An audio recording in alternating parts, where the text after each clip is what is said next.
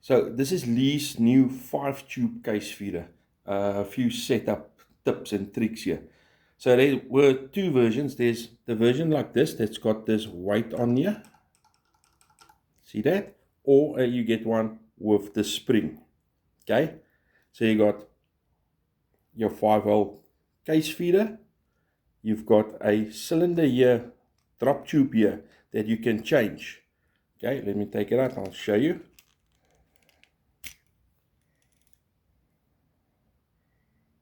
Okay, so this is the longest one, and this is the one you will use for 9mm setup. So that just clicks back in there, and in the package you'll get a couple of them for all the different calibers you can do. Now you'll notice the gate is open now, so I'm going to move it close to where it's supposed to be. Okay, that's how the gate is supposed to sit. So what will happen is a case will drop out, it will push forward, the gate will support it on the drop, and it'll push forward, and it will just click back like that. So notice where that is supposed to be and how it's supposed to be lined up with these teeth here. You see that? So it needs to just do that, just to support the case on the drop. Okay, now the most important setup is to set the height of the system here. Okay, so that's your small case feeder that's on there. In the package you'll get a large case feeder also for larger calibers. But if you look at this case here, you will see it just clears this part here. Okay, if you set this too high, the next case is going to jam up the system here. If you set it too low, obviously that case is not going to feed out of there. So there must just be a gap between the case and the bottom of the case feeder here. Small gap there.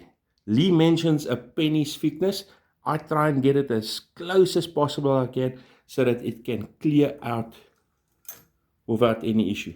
Now you'll notice the gate is there. How that works now.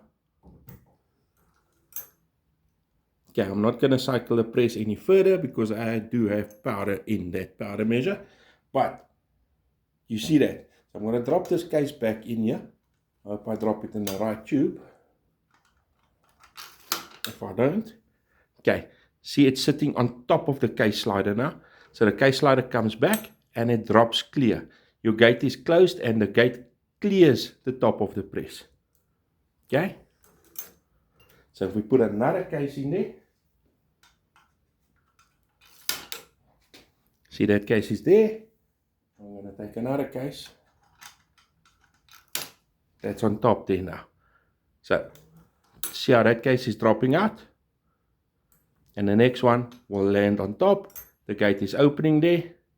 And as we come back, the gate is closing. And that case is clearing. So the biggest tip I can give you is set the height here correctly for your smallest caliber that you're going to use.